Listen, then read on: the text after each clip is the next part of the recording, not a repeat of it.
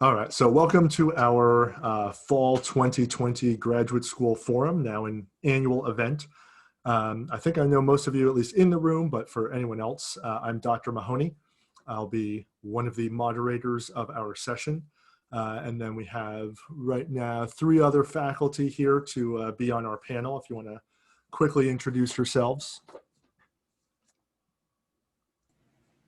Sure, I'll go first. Dr. Rhudy, and I am one of the engineering faculty. Again, I know some of you, but other names I'm not recognizing. So if you haven't had me yet, you might see me in some of the ME courses. So welcome. Okay, I'll go next. This is Dr. Panah. I teach fluid mechanics and I teach both in mechanical engineering and electromechanical engineering.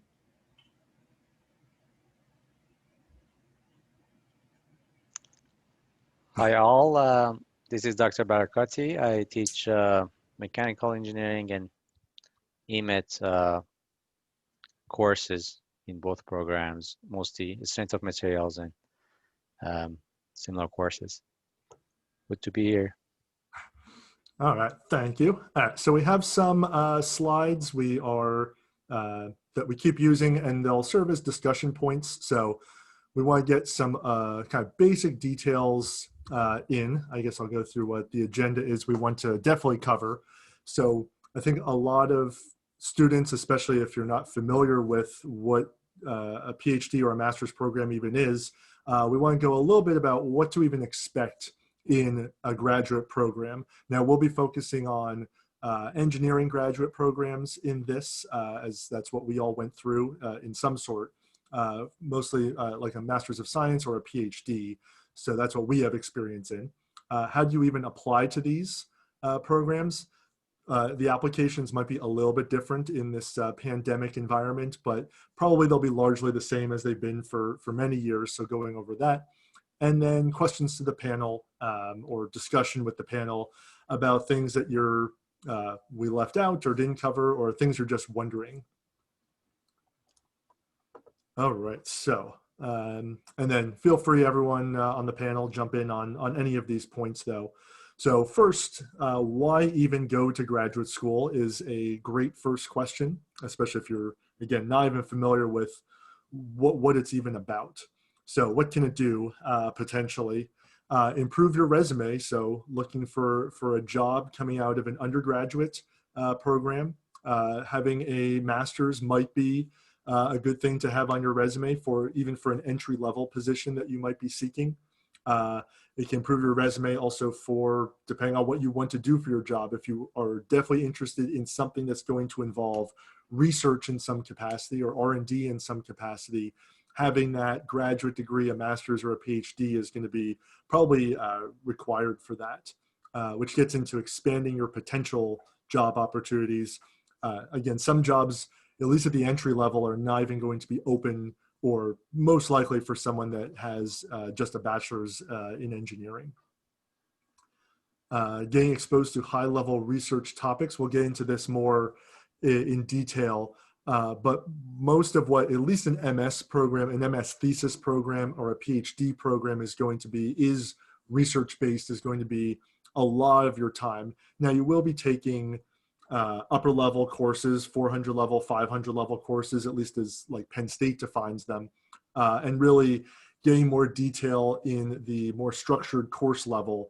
But I don't know, probably half of your time, half of your effort at least, is going to be spent working on your thesis or your dissertation, doing the research work involved with that, writing it up, and really getting in depth in what topic you're choosing for your thesis or your dissertation. And along with, you will be taking typically 24 class credits, I would say, for a master's, at least a thesis-based master's, and I don't know, maybe in the neighborhood of 40 credits for a PhD, where you will be taking these upper level courses focused on the advanced version of dynamics, or the advanced version of thermodynamics, or heat transfer, or typically kind of the specialty, at least if you want to keep pursuing mechanical engineering, whatever kind of subfield you're interested in. Typically, I would say in mechanical engineering, it would be like solid dynamics or thermodynamics, or maybe fluids would be generally the topics. Maybe like machine dynamics or controls could be another subfield there that you'll be taking those advanced courses in. Potentially, this is not a guarantee, but potentially having a graduate degree could mean more money, possibly true. I think we'll get into some of those details as we go. And at least in engineering, I think most of us went straight through or maybe only worked for a little bit before going back. I would say in engineering fields, graduate school is a good idea. It can be a very good idea to go straight through, finish your master's, and go right into your graduate program because it is going to be time intensive. And at least as far as the pure financial impact, the sooner you do it, the sooner you can then earn money after you graduate, potentially at that hopefully higher salary rate. If you work for a couple of years and then go back, financially that might not make as much sense. If it's something you're interested in doing, it might be a much tougher decision later on. Other panelists want to jump in on any of these thoughts as we're going through? Good so far. I was just going to throw some stuff in the chat to not distract from the main message. So you're good. Good point. So one thing I wanted to add that it would be different credits numbers for different schools. So for example, for my PhD, it was 54 credit for just courses. And for master degree, it was 32 credit. So it's a little bit based on the program. You can do it while, I mean, at different school, it would be different requirements. And definitely, yeah, while you are doing your job, it would be different when you are doing your master or PhD. So it's kind of like two things at the same time. You should be prepared for that. Yeah, as far as now being the time, I mean, I can't imagine, well, I mean, we're all academics, so we have weird jobs, but I can't imagine being in industry, having a full-time job and trying to do grad school, at least with the work and the class, the number of credits you have to take while we're trying to work a full-time job. Now, the benefit for if you are in industry is possibly, at least for a master's, they might pay for it, and that's a great incentive. At least when I was doing my master's, I was a teaching assistant during that, so that was my job, and it was, I don't know, no more than 20 hours a week, probably more around 10 on average. And that paid me a small stipend we'll get into, and it paid my tuition. So I was not paying out of pocket for that. I think we'll talk about the finances in a couple of slides if I remember and get more in depth in that. So we can circle back to some of this. Oh, okay, here. So what can you expect? So like I was saying, you will take classes as part of your graduate studies. Number of credits, again, is going to change depending on the program you're in. Let's see. And the classes are, I guess it's a mixture, I felt, of some of them were kind of like the ones you have in undergraduate where you have the typical homework exams and it's structured like classes you're taking now. And some of them are going to be a little bit more free form. It depends on the topic. It depends on the instructor of, I know I took classes that were more, there were lectures involved, but there was really no homework or exams. It was more, we were applying the lecture material to a project as part of the class, and that's where most of the credit was. And then typically that project was going to be something related to your dissertation or your thesis. So the work you were doing was going to be directly beneficial to the work you had to do anyway to do your thesis. Now, if you're doing a PhD full-time right out of undergraduate, then hopefully you'll be on a teaching assistantship or a research assistantship. So I was most of my time on a teaching assistantship, and looking back at my tax filings, I think per year I was getting a stipend of around $20,000 to $25,000, and also my tuition was being covered while I was a teaching assistant, and the same was true for being a research assistant. So as far as the money you'll be making, already having a bachelor's in engineering when you're finished here, but with that being said, you will not be making much in the way of a stipend if you are relying on the teaching position or the research position while you're in grad school. So it's not glamorous, and that's another reason I would say to go straight through is if you're already used to living like a student now, it's not going to be much of a change than when you go into grad school of living more frugally, living on ramen and things like that. If you start earning an engineer's salary, maybe twice this, let's say about $50,000 a year, and then in a couple of years you say, you know what, I'm interested in graduate school. That's going to be quite a change to cut your salary in half or more, and then also be doing probably per week, more hours per week in grad school of work of some sort than you were doing for your full-time job. So it's quite a shift there. Many programs, I would say you're probably your first year or first semester, you're going to be a teaching assistant before you would get a research assistantship, which is typically your advisor gets a grant from some industry or governmental organization to do some research work related to your field. And so that's what an RA or a research assistantship typically is. That research work may be related to your thesis. It may be completely unrelated to anything you could use in your thesis. So it may be just as many hours kind of on the side of your research project as it would be being a TA. And as a TA, it could be different depending on the course you're a teaching assistant for. Like when I was my first semester as a TA, I actually had two of my own sections of recitation. I taught each of them twice a week. Also held office hours, also did grading. Some teaching assistant positions are only holding office hours and doing grading. So it really depends on what course you're going to be a teaching assistant for. So I was a teaching assistant for EMEC 211, the statics course, for many semesters. And that was typically more work than some of my colleagues doing just the grading or just office hours. Other commentary?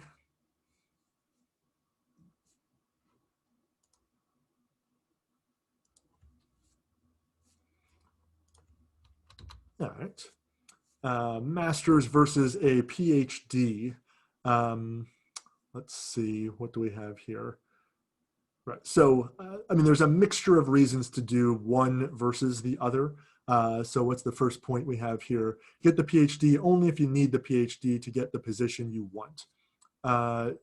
Yes. So having a PhD could make it, in some respects, more difficult to get some positions. Like if you have a PhD and you're applying for entry-level positions, it might be harder to be in consideration for those because the company you're applying for is going to assume that because you did this extra graduate school, you're going to be wanting a higher salary, which would be reasonable to expect.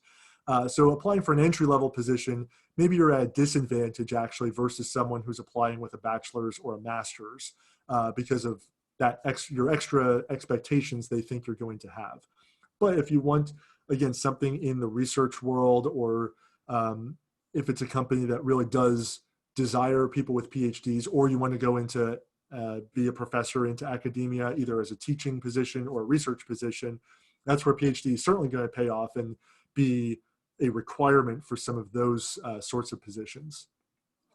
Now, on the other hand, funding-wise, if you're interested in a master's, let's say a master's thesis option, there are ways, or you can get funding for those. It's maybe a little bit harder because you're going to be committing to typically a 2-year or so program with your advisor. So your advisor might be less willing to be providing funding when you're going to be there 2 years, taking a lot of courses and then leaving, versus funding someone who's getting a PhD, who's going to be there several years, and it's going to be an expectation they're going to be doing research work, they're going to be publishing papers, which is a benefit for the advisor, that they're going to get publications out of this, they're going to get someone to also do some of the research work that they might have a grant for.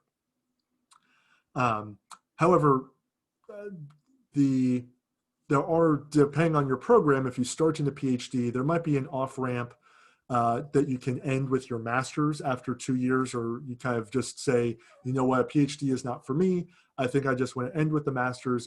All my research work I'm going to do, just finish up as a master's thesis, and then I'm going to get out of here. Some places that's an option, some it is not. Some you might always start pursuing your master's. You might finish a master's before you can even start your PhD program. And then there are these direct track PhDs. That's more the first thing I was talking about, where you have your bachelor's and you go in knowing you're going to do your PhD. Depending on the program, you might be able to exit early with a master's. Other ones, if you decide it's not for you, you're going to leave and you don't have a master's degree. I mean, you'll still have the course credits, you'll still have the experience, but you won't have any sort of master's degree there. Now, within master's programs, they're changing the language at most schools. There used to be, for engineering at least, an MS, a Master's of Science, which you could then get, your focus would be engineering, or your discipline would be engineering. And that's, I think, more what you think of when someone is getting their master's in something. So that was, at least for me, that's what I got first, was my Master's of Science in mechanical engineering. And it was 24 class credits and it was 6 research credits. And those were the experimental work and doing all the work for accounting for some of the work that went into doing my master's thesis. The thesis was certainly more than 6 course credits worth of work, but that added up to the 30 credits that the master's program was.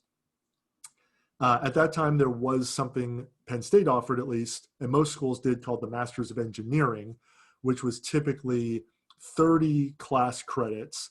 And then you did not do a thesis as part of that. You did a paper, which usually it was like you did a project for a class and you would write up some, I don't know, 5-10 page paper that could be submitted for publication.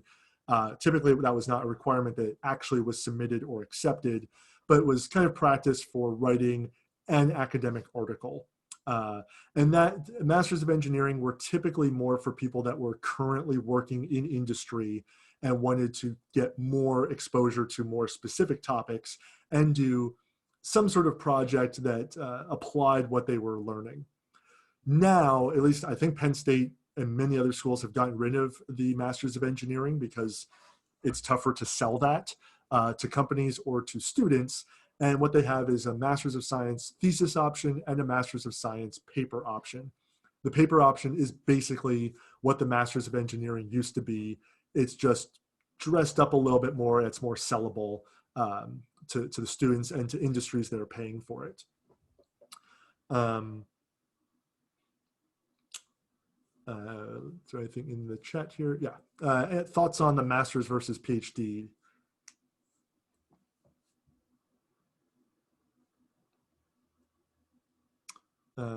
So we'll talk about funding a little bit more, but we can get some of the basics out. So that's kind of a little bit about the expectations, about the terminology that we'll get into, I'm sure, in the discussion. So applying.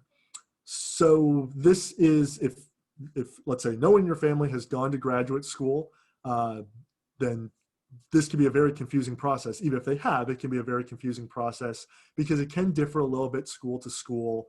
And we never in our curriculum talk about what it looks like. So the first thing, if you think you want to go to graduate school, or if you're even considering it, is researching programs you might be interested in is going to be crucial. Because from school to school, they're going to be very different. What different schools offer or specialize in at the graduate level is going to be very different as well. If you want to specifically do combustion, not every school really specializes in that particularly or has a lot of faculty in that area. If you want to do nanomaterials, again, certain schools that's going to be more in their wheelhouse and certain schools not as much. So really just starting by going to a school you might be interested in or asking your advisor for some recommendations of schools is a good place to start. Going to their website and going to really looking at what are faculty in that area doing. So if you think you want to do a master's or a PhD in mechanical engineering, going and looking at the faculty list and then going kind of faculty by faculty member and seeing at least generally what are they up to? Are they doing things in the area you're interested in? Again, I'll just go with combustion for this example. And if they are, it's worth probably contacting them. It depends on the school, it depends on the professor. And if you have a connection through like your advisor or a professor here, that can really help too, to kind of make that introduction, just to see, is that professor you might be interested in working with going to be, one, not retiring would be important, not going on sabbatical, and potentially having openings in their research group before you even worry about applying to the school. Different schools do it differently, but some schools for graduate programs, you will apply to the school, you're going to submit your information, and then either it could be that the kind of the school committee itself is going to admit applicants into the program, and then everyone's kind of on the same footing when they're applying. And in other schools, the faculty can have a lot more influence on who is admitted. So let's say you make a connection with a professor at the school, and they like what your CV, your resume says, and they want to work with you. They might have a lot of influence that when your application comes into the graduate school, they can say, I already talked to this person, admit them, they're going to be working with me, I'm going to be funding them. But yeah, it depends on the school if how much influence directly faculty members are going to have, or it's possible that that faculty member sits on the admissions committee for the graduate school and can have some influence there. So doing your research and really looking at a lot of different programs that you feel could be interesting or that could be compatible with what you want to do is going to be the first step. What schools potentially would you even apply to? So let's say you pick a couple of schools, you find professors you're interested in working with, and now you want to apply to that school. Typically, a school is going to want 3 letters of reference from faculty at your current school. It could also be maybe if you have like an internship or you're working a full-time job, but maybe your supervisor could be a good letter of reference as well. But typically 3 letters of reference they're going to want. That's going to be able to talk about your academic history. If you've done a research project, getting your research advisor to write a letter is going to be really important, since showing a track record of being able to do research is going to be look really good when you're applying for graduate school. And maybe just talk about your character as well. Asking for these letters of recommendation early is going to be really helpful. Probably most applications are going to be due for graduate school late November, December timeframe. This year it could be different, it could be delayed, but that would be the usual time period. So asking your references at least a month ahead of time about this is really good for them. So they have time to prepare and think about things and talk to you about maybe what you think should be in the letter of reference. For many schools, this year is probably an exception, but for many schools, they are still requiring the GRE exam, the graduate record exam. I know I've been seeing a lot of schools dropping it this year and maybe permanently at this point. So you want to make sure you look at the application requirements for the schools you're interested in. Do they require the GRE? And the GRE now, I think it's offered, I think, a couple times a week. And you can take it. I don't know if in Berks County, if you can take the GRE locally very much, but I know Harrisburg, Allentown, there's sites where you can take the GRE and schedule it a couple times a week. So we can talk about the GRE in more detail in the discussion. They are going to want certainly I'll call it a personal statement generically. Some of them have different names for it, but basically a little bit of it is telling your story. Why are you interested in combustion? A little bit about maybe previous research work you did or what got you interested in it, and also getting into why is this program A that you're applying for going to be a great match? Why are you good for them? Why is it going to be good for you? So some of the personal statement, I don't know, 2/3 of it can kind of be recycled from program to program, just the basics of what you're all about, what you're interested in, but you really do want to tailor this to the program you're looking at and really doing your homework and seeing, oh, you know what, these 3 faculty look like they would be great to work with. And really including that in your personal statement that's saying, look, I looked into the school. I'm not just doing a shotgun approach applying to everyone. I really looked at what you're offering, and your lab that does this is exactly what I want to do for my research and what I want to do for my career afterwards. And that's why I'm applying to this school. So the personal statement, giving yourself plenty of time to write that, letting plenty of people look it over and help you with revisions, because typically they're going to be, I don't know, 2 pages or 3 pages. So you really need to make it very tight to cover all the things you want and really be convincing as to why this school is right for you and why they should let you into this school. And they're also probably going to be asking for a CV or a resume of some sort. So making sure you're tailoring it the right way for applying to a graduate school versus applying for like an industry position. You're probably also going to be applying for industry positions, but the resume you submit for this is going to look a little bit different. It's going to emphasize really different aspects. You're really going to play up your academic credentials, your research credentials more if you have them for graduate school than you would for an industry position, where there you'll be playing up more if you had internships or those industry type of experiences. Although coming out of a bachelor's program, you might not have a lot of different experiences to necessarily draw on. So the content might all be the same, but the ordering and the emphasis is going to be different there. Other thoughts on applying?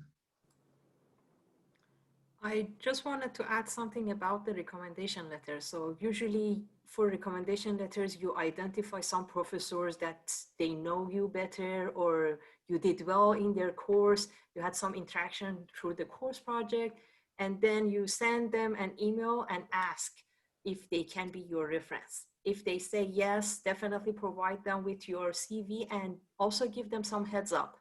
If there are some emails that is coming for asking for recommendation letters, it comes directly from the school. So give the professor some heads up, because we receive lots of emails, we might forget or miss it. So you want to make sure that to follow up on that. Yeah, I think I want to maybe re-emphasize this first point I made, because when I applied for graduate programs, I didn't realize this was part of it, was that the possibility of having connections. I know like friends of mine that applied for engineering graduate schools, they maybe they talked to a potential advisor at a school that was an advisee of their current advisor, or maybe went to graduate school with their advisor, and they had some little in, or at least a connection there to write this email and get some conversation going. Now, some professors you email might have not respond at all, or might want nothing to do with you, but that's also good to know, because if you apply to that school with the intention of working with Professor X, and you find out later that they have no interest in working with you, well, then you kind of wasted your application. And if you decide to go there, well, that's even worse. So some professors might not respond, and some of them might really only draw from the pool of students that are already there.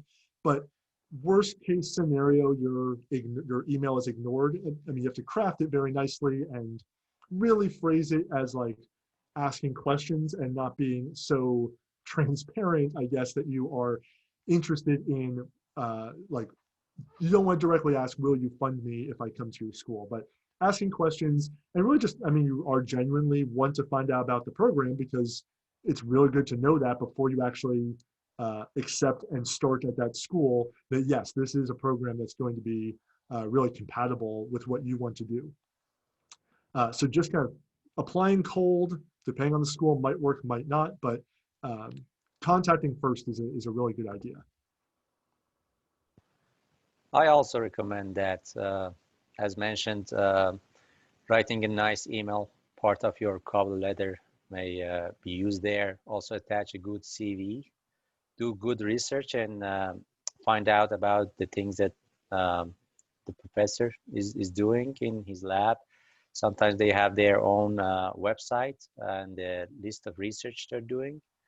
But then introduce yourself and ask about the possibility to work under their supervision.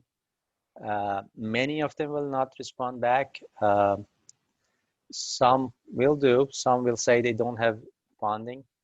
A few will tell you that go ahead, or they may ask for more information, but also they may say, go ahead and apply and I will consider that. And that will go a long way.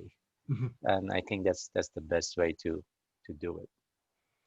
Yeah, and some professors' websites are better than others.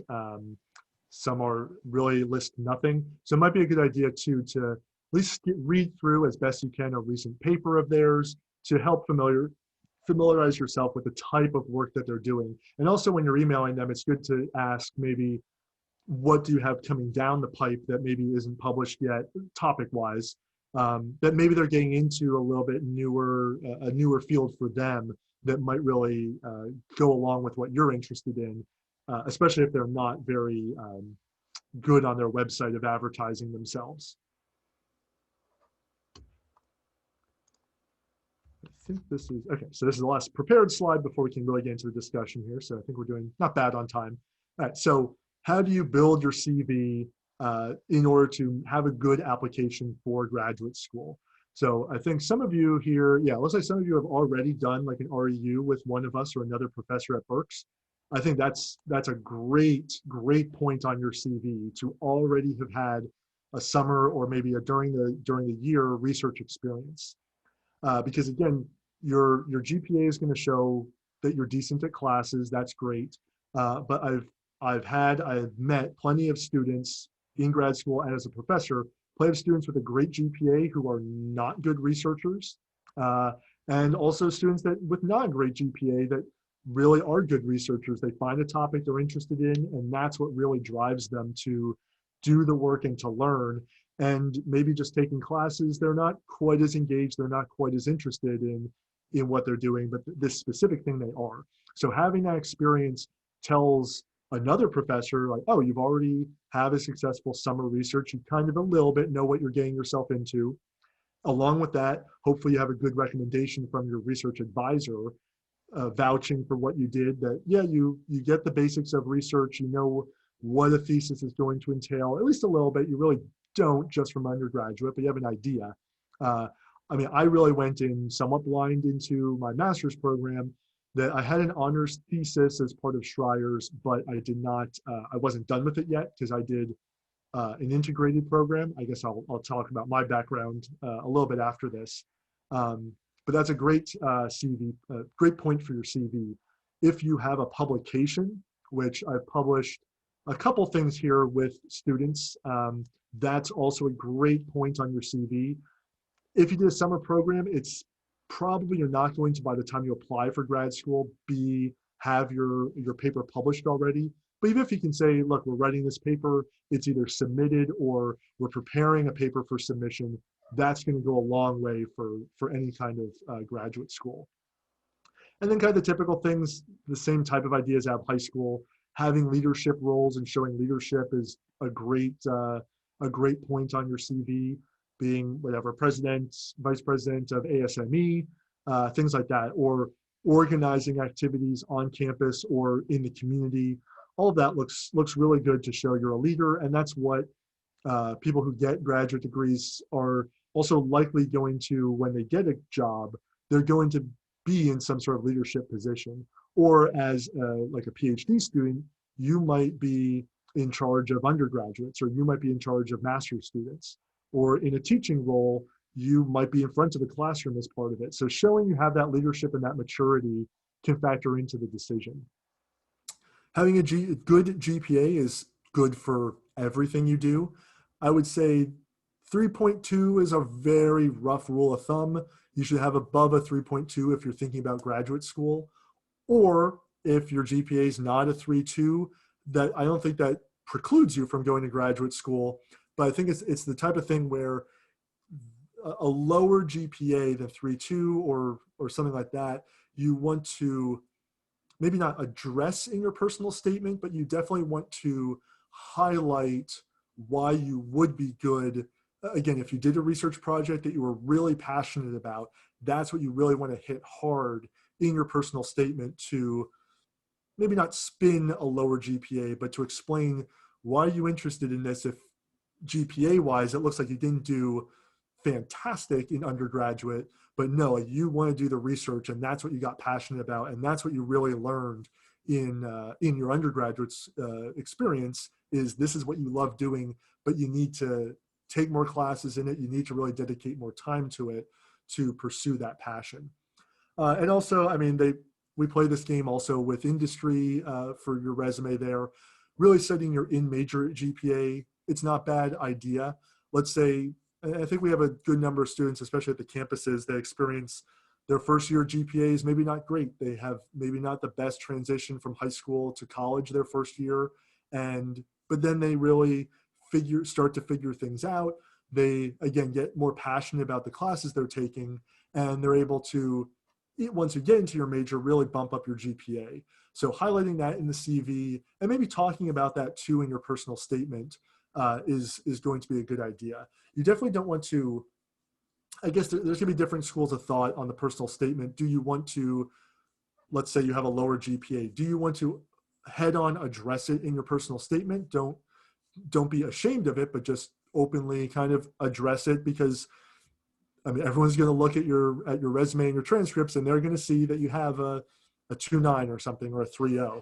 So maybe addressing it head on and not being ashamed of it, but just explaining it is going to be a good idea in the personal statement. Other general thoughts on this slide?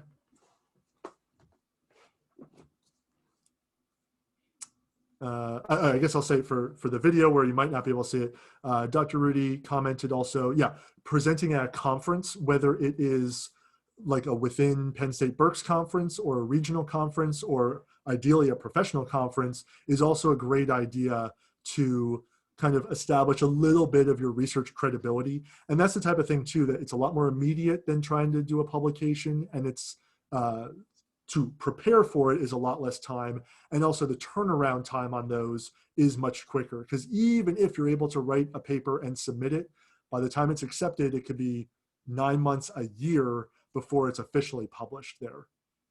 And right, some schools are going to list maybe recommended, or what they might even call minimum, let's say GPA requirements, or recommended or minimum GRE requirements. I would say, like Dr. Rhudy points out, it's not necessarily, even though it says minimum, there's going to be exceptions. I would say for undergraduate programs, especially at a big school, yes, if it says you need a high school GPA of 3.0 to enter, they're going to have a million applicants, and they can take a hard line there and say, well, we're going to look at your GPA in high school, your SAT, and done. I mean, especially at a big school like Penn State, somewhat is going to be like that. Or any of the Big Ten schools for undergraduate.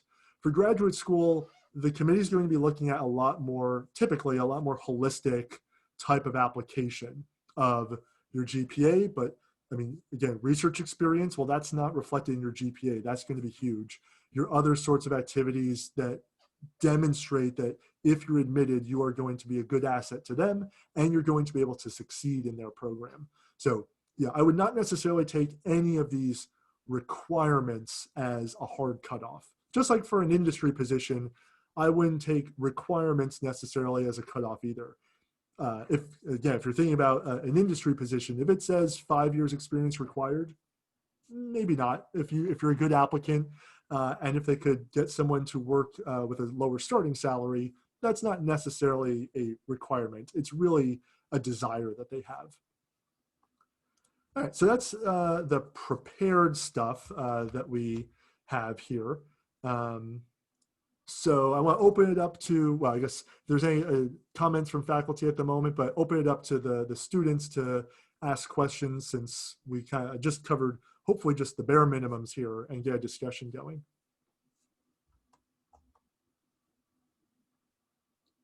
So why don't we start actually with the faculty, just a little spiel. Matt put his in Dr. Rhudy put his in the chat, but a little bit of our background graduate school wise.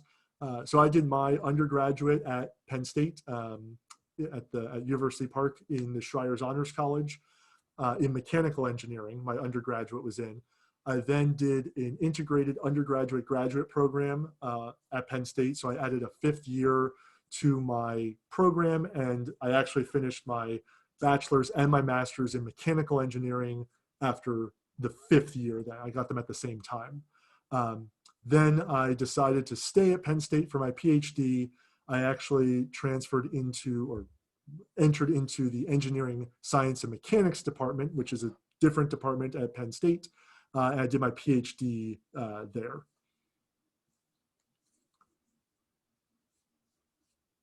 So I went straight through. Go ahead, Azar. Ladies first. I was waiting for you. Yeah, I'm gonna So, say copy that because ours were very similar. mhm. So my undergrad and master degree both were in aerospace engineering. My master degree was in aerodynamics and propulsion, and my PhD was in mechanical engineering. But again, I did work on an aerodynamic project under mechanical engineering degree. And yeah, I did my undergrad and master in Iran, in my country, and I did my PhD at University of Iowa.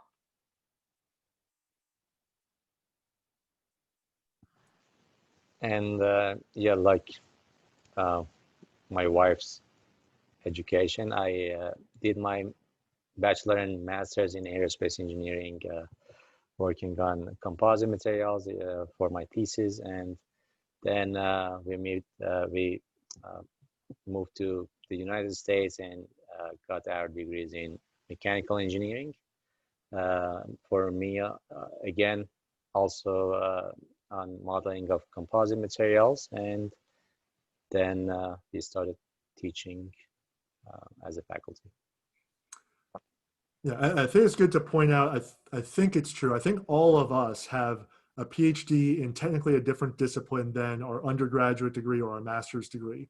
So a mechanical engineering undergraduate is a great start because we're pretty broad.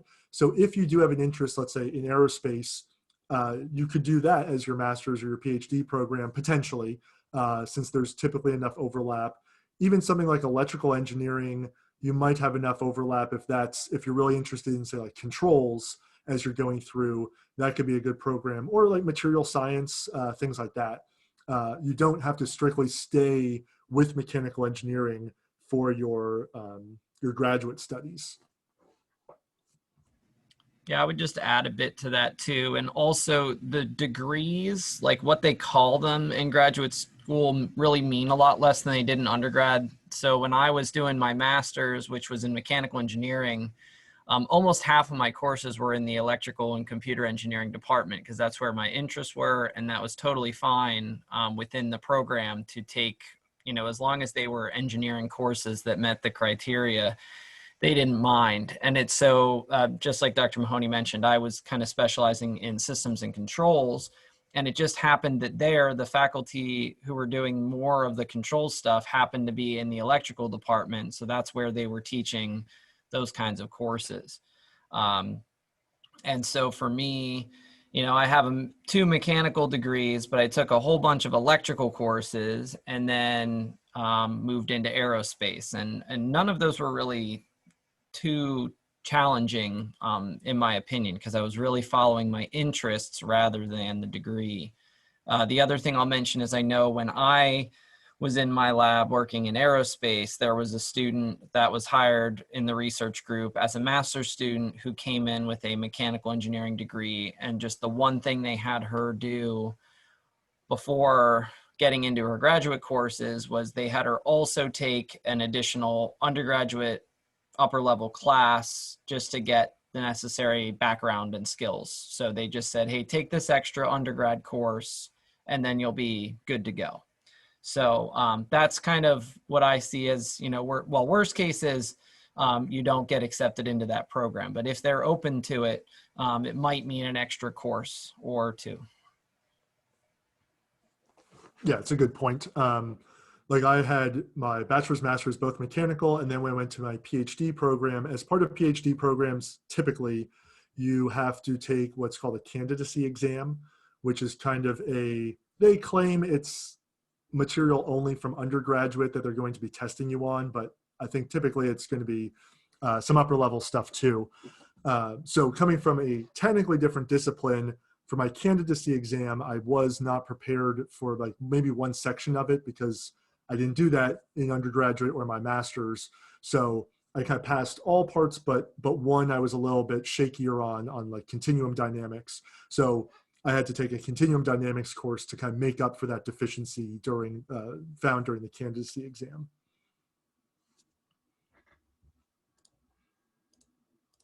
Yeah, and those exams vary greatly across different schools. So I hear very different experiences. Some have you take them to get into the program. Some have you take them reasonably far into the program and really test a lot of the skills that you're learning. Like I don't remember the timing, but I was at least a year or two into my PhD program before I took the exam. And it was on graduate school topics, not undergrad topics. So it depends. I know I had, when I was, I'm trying to think, I don't know, somebody I was trying to think which school it was. It was probably MIT. He was going to MIT and he had to take his test to get in. So that was before he ever even went to MIT. He needed to pass their exam. So it's going to vary quite a bit.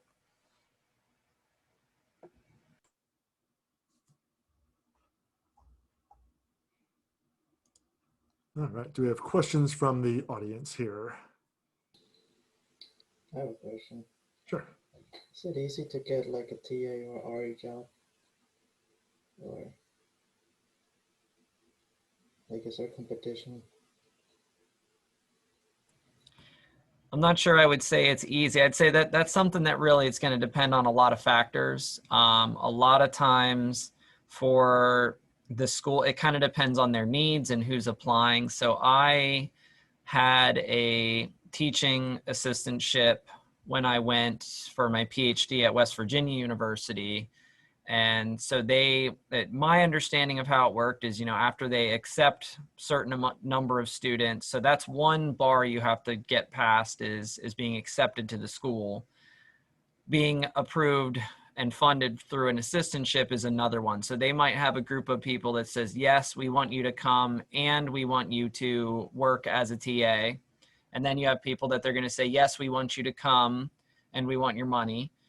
The other path, and that's part of the recommendations we said earlier, of if you reach out to faculty, if you get a research assistantship, that's going to depend on, typically that money is coming from the faculty member who has the grant funding for that. So that was my situation when I went into my master's program. I already had an advisor, I already had a project because I was already talking to this faculty member. And so he started me off right away on a research assistantship because he had the funding for it. So I didn't do TA at all at the University of Pittsburgh. And that's good because that money then is not coming from the college or the university's funding to support TAs because they only have so many spots. Whereas for the research ones, that's kind of you get another chance there with that. And so a lot of schools, that's what they want you to move over to research positions so that they don't have to pay you, but they do also still need TAs. So I don't know that I would say they're easy to get. I would probably say the simplest answer to your question, unfortunately, is no, they're not easy. They're going to take a little bit of work, perhaps a little bit of luck. And that's where also, I don't know that we quite mentioned this yet, but even if you really have one school you really want to go to, if you really want to do graduate school, you want to apply to more than one place. Now, I'm not talking like 50, but maybe 3-ish, give or take, if you want to up your chances a bit. Because again, there's a lot of factors. Just depends on who else is applying, who has money, how much money the college has, how many TAs they already have working for them, how many spots are opening up. So yeah, unfortunately, no, it is not easy, but it's what you want. So you want to try, you want to do your best and really put your best effort in beforehand and do that research on the faculty and what they're working on in their projects. Cause that's, because again, you got two chances. You got a chance at the teaching assistantship through the college or the research assistantship through faculty. That one's going to be harder to get going in. A lot of students figure that out after they get there, but that's also why if you're a bit more proactive, you might, up your chances a bit. Yeah, I think if you're applying for a PhD program, depends on the school, but many of them will guarantee you funding the first year through a TA position. If you're going for a master's, that might not be true. But for a PhD, because you need time to get there, establish yourself, meet the faculty before they're going to commit to then funding you starting your second year, or there might be a chance to renew your TA position for a second year. I didn't mention it before, but I would say if you are interested in pursuing graduate studies in engineering, I would say do not pay out of pocket for a master's degree, certainly not for a PhD. So like we've been saying, a master's program getting funding is more difficult, but possible. But I don't think it's worth you paying out of pocket however much it's going to be, $20,000 a year for a master's degree that financially you're not going to recover that probably anytime soon. Now, again, if you're in industry and your company is going to pay for it and you're going to do it over 3 or 4 years, that seems like a great idea. Or if you want to do it full time, getting a teaching position or a research position is a great idea as well. But they have a lot of these like online programs now, which again, if you're working, your company pays for it is good. But they are trying to, a lot of these schools are selling them to someone just coming out of their bachelor's degree to do these. I don't think that's really worth it to be paying for those. And I just wanted to add that luck is also a factor here. You may contact a faculty member and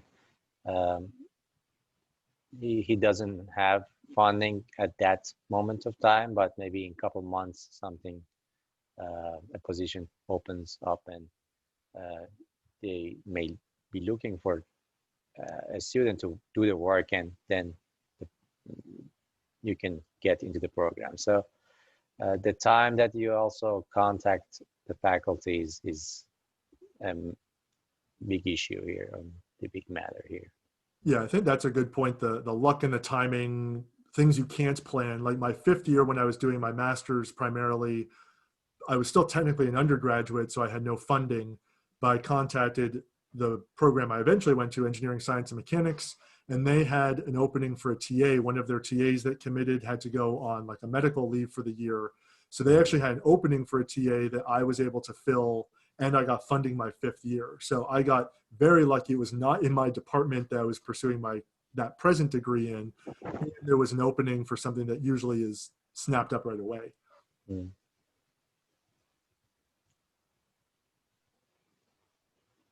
I also have a question. So I kind of noticed that all of the faculty here, their bachelors were in ME, and my bachelor is going to be in EMET. Does that kind of hold me back or kind of limit me to options because they'll see the technology part and kind of like not want to have any interest in me? Maybe Amir, you can speak to this best. All depends. Well, maybe compared to ME students, your theoretical background on how to drive equations and how to use them are different. But on the other hand, you have more knowledge on electric stuff, and that's an edge compared to ME students. So it all depends on the program you're applying to and the faculty and the project that he has. So that matters. Again, depends. Okay, I'm just going to add on because I know Cooper. So you have couple good things on your resume that definitely helps you. You did MCREU and you are doing NSFREU. That's something that it's very rare to do that. Yeah. And it definitely helps with the graduate school. And another thing would be your personal statement. That's where you can highlight the things that you have done. And it doesn't matter what major you have been. And definitely you can highlight the things that you're good at or better at rather than being in mechanical engineering. Yeah, I would think the one big detriment of a technology program is just the math background you have. You are taking like half as much of the math credits as they are typically expecting of someone with an ME degree. So if you were to pursue a PhD program, I would guess they might have you take some of those math courses as part of that so that you are prepared for the upper level courses and the math requirements that they would have going forward. Okay, thank you. I had a question about the EIT exam. Hmm. Would it still make sense to do that right at the end of undergrad, or would it make more sense to do that postgraduate school? I see you shaking your head, Dr. Rhudy. You'll forget stuff. So even though in grad school you might have some overlap in topics, mostly you're going to get into pretty specialized stuff that is probably not going to appear on that FE. Your best time is, if you're even thinking about wanting it, it would be coming straight off of undergrad, because unless it's, I know it's changed some since I took it, but I don't think anything I learned in grad school was on when I took it.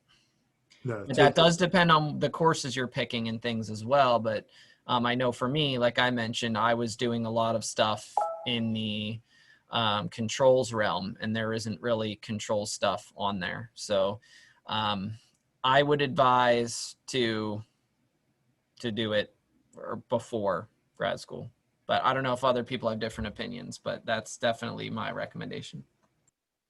Yeah, I think that's definitely your best bet. They did change. When I took the exam, you were able to take a general exam in the morning and then a discipline one in the afternoon, or you could take another general one. I don't know if you can still do the general one in the afternoon. They might have changed that, and you would have to do like ME. But either way, I took it 2 years after I finished. No, 1 year after I finished my master's/PhD. So it was still fairly fresh in my mind, but I really was focusing on optimization, solid mechanics. So it had been a couple of years since I did the thermo stuff, the fluid stuff. So even only a year, maybe 2 out from graduation, I had to review it a lot. So yeah, and the questions are not, I won't say they're easy, but they're pretty straightforward questions for all of the topics. So right, having a graduate level class in thermo is not really going to help you on the thermo questions that they're asking. In fact, you might even just overthink the questions that they are asking. So yeah, I think the FE, taking it, is a good idea, even if you're not sure what you want to do. If you're going to need an FE or the FE or a PE at some point. Because it's, I don't know, $150, $200 to take. It's an afternoon, it's a day, I guess, of your life.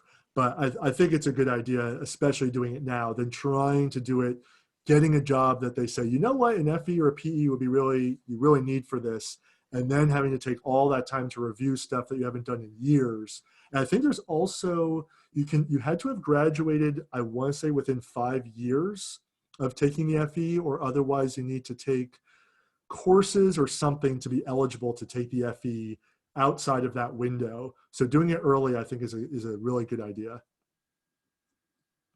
Great, thank you.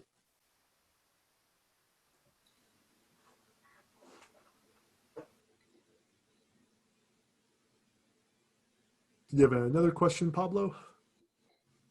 Yeah, I'm just wondering how to phrase this. Like, how flexible can you be, like, in a topic area? Like, do you have to have it defined clearly what you want to do before applying, or? So for my master's, I don't know if it is like this anymore. The only course requirements were I needed 12 credits of 400 level ME classes and 12 credits of 500 level engineering classes, or it was something like that. It wasn't even specific to 3 credits of thermo, 3 credits of this. So I think they made it a little bit stricter, but I was able to completely customize for my master's the courses that I was taking.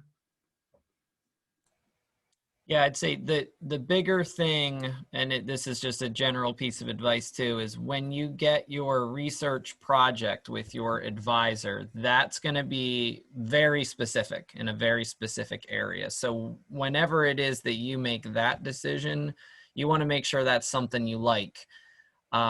Class-wise, that's going to depend on the school, and they probably would list that stuff on their website. Everybody's a little different. At Pitt, their requirement was I needed to pick one of a certain set of courses that they considered math courses. So I needed one math class. They were all in the engineering department, but it was like engineering math, and I could pick And then other than that, I needed a certain number in ME, and then the rest just had to be anything in engineering. And that's how I was able to do so many electrical credits. As far as PhD, I don't even really remember. Theirs was a mechanical and aerospace department, so everything was all MAE. So pretty much everything I took was in aero, but I did also take a course in plasticity, which is like materials stuff.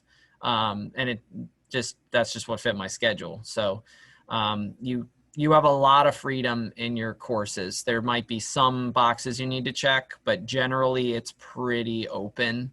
But your research side of things is going to be very specific. But it can be on anything. And the way their department worked too, they actually, at a certain point, I had to tell them what my degree was in. Like I get to pick mechanical and aero. They're like, well, which one is it for you? I was like, oh, okay, I'll take the aero. Because it was more relevant to what I was doing, but it didn't really matter. It's not the same as a very scripted undergrad program.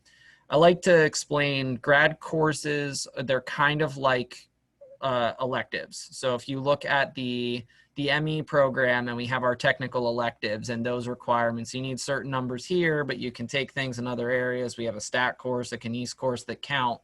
It's kind of more like that. Yeah, like for my PhD, then I think that there were like the engineering math requirements, but probably the courses I took, very few of them were in engineering science and mechanics. Most of them were in ME. I took a lot of kinesiology courses because I did biomechanics for my research. So like Dr. Rhudy said, the research project is going to dictate kind of some fundamental foundational courses you're going to want to have, especially if you're doing something interdisciplinary, which I mean, more and more, almost everything is going to be interdisciplinary now and should be.